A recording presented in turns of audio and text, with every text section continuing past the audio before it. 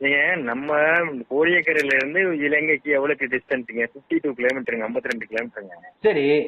கோடியக்கரையில இருந்து ராமநாதத்துல இருந்து 26 கிலோமீட்டர், ராமநாதபுரத்துல இருந்து. சரி. சரிங்களா? புயல் எங்க இருக்குன்னா இலங்கையோட வடமேற்கு திசையில இருக்கு. சரி. இலங்கையோட வடமேற்கு திசையில இருக்கு. புதுச்சேரியோட புதுச்சேரியில இருந்து பார்த்தோம்னா தென்கிழக்கு திசையில இருக்கு. சரி.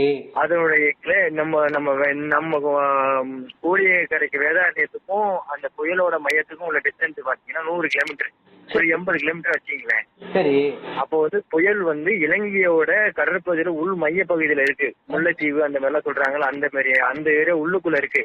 அப்ப புயல் சுத்தி போகும்போது என்னாங்கன்னா அதனோட டோட்டல் அதனோட விட்டம் இருக்கு, அதனுடைய இது இருக்கு சொல்றாங்களா, டோட்டல் டயாமீட்டர் 60 கிலோமீட்டர், 60 கிலோமீட்டர் டிஸ்டிங் தான் சொல்லியிருக்கு. அப்ப சுத்தி போக போக போக என்ன ஆகும்னா கடல் வழியாவே போயிடும். அது என்ன பண்ணும்னா அந்த 60 கிலோமீட்டர் டிஸ்டன்ஸ்ல நம்ம போகும்போது நம்மளுடைய கடலோர மாவட்டங்கள் எல்லாத்தையும் தொட்டுட்டு போவோம். தொட்டுட்டு போகும்போது காத்து எப்பயும் அடிக்கிற காத்தை விட கொஞ்சம் பலமான காத்தா அடிக்கும். 25 கிலோமீட்டர் 30 கிலோமீட்டர் தாண்டி புயல் இருந்தாலே நம்மளுக்கு அதோட காத்து எஃபெக்ட் இருக்கும். சரி. சோ அந்த காத்தோட எஃபெக்ட் தான் இருக்குமே ஒழிஞ்சு கண்டிப்பா புயலால எந்த பாதிப்பும் நம்மளுக்கு வராது. இதுதான் சயின்டிபிக்கான உண்மை. இது நேரா ஸ்ட்ரெயிட்டா எங்க போனா புதுச்சேரியோ இல்ல சென்னை, செங்கல்பட்டு, காஞ்சிபுரம் அந்த சைடோ இல்லாட்டி ஆந்திராவோ அங்கேயே போயிட்டு கடலை கலந்துருவோம். இப்ப நம்ம இல்லாட்டி கடல்லயே வழுவிழந்துரும். இதுல கண்டிப்பா இருக்கே இருக்காது. வேதாரண்யம் பகுதிக்கு எவ்வளவு கிலோமீட்டர்ல காத்தடிக்கும்? 100 கிலோமீட்டர்லங்க, 100 கிலோமீட்டர் காட்டுதுங்க. வேதாரண்யத்துல இருந்து 100 கிலோமீட்டர் கணக்கு காட்டுதுண்ணா உங்களுக்கு. புயல் எங்க இருக்குன்னா நம்ம கடலோர மாவட்டங்களுக்கு அதுக்கு டிஸ்டன்ஸ் கிடையாது. நம்மளுக்கு நம்ம கன்னியாகுமரியில இருந்து 52 கிலோமீட்டர் தானே, 52 கிலோமீட்டர் தானேங்க இலங்கையோட டிஸ்டன்ஸ், கடல் வழியான டிஸ்டன்ஸ்.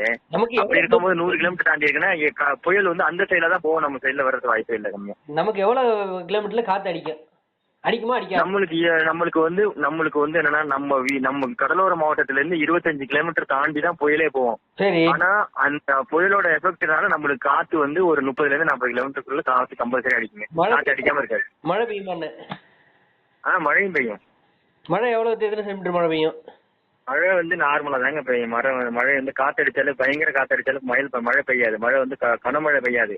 அந்த புயலோட எஃபெக்ட்னால மழை லைட்டா இருக்கும். இப்ப நம்ம இந்த 2 நாளா மழை பெஞ்சிட்டு இருக்கு, ஆனா கனமழை கிடையாது. அது ஸ்லோவா பெஞ்சிட்டு இருக்கு. ஆனா ஸ்லோவா பெய்யறது என்னன்னா விடாம பெஞ்சிட்டு இருக்கிறதுனால மழை தண்ணி இன்க்ரீஸ் ஆயிட்டு. இதுவே கனமழையா பெஞ்சதுன்னா வேதாரண்யத்துல 90 சென்டிமீட்டர் மேல பெஞ்சிருக்கும். கொஞ்சம் வெள்ளமா இருக்கும் வேதாரண்யம்லாம். இப்ப நம்ம கரெக்டா மெயின் பண்ணோம். வேதாரண்யத்துல இருந்து 100 கிலோமீட்டர் டிஸ்டன்ஸ் தான் இருக்கு. அப்படிங்கும் போது நம்மளுக்கு அதுக்கு இதுவே இல்லை. நம்மள தொட்டுட்டு தான் போவோம். தொட்டுட்டுனா நம்மளோட அந்த எஃபெக்ட் தான் இருக்கும் ஒழிஞ்சு. எத்தனை மணிக்கு தொட்டுட்டு? அதனால எந்த டைரக்டா புயல் நம்மள அட்டாக்கே பண்ணாதுங்க. சரிங்க, எத்தனை மணிக்கு தொட்டுட்டு போவோம்?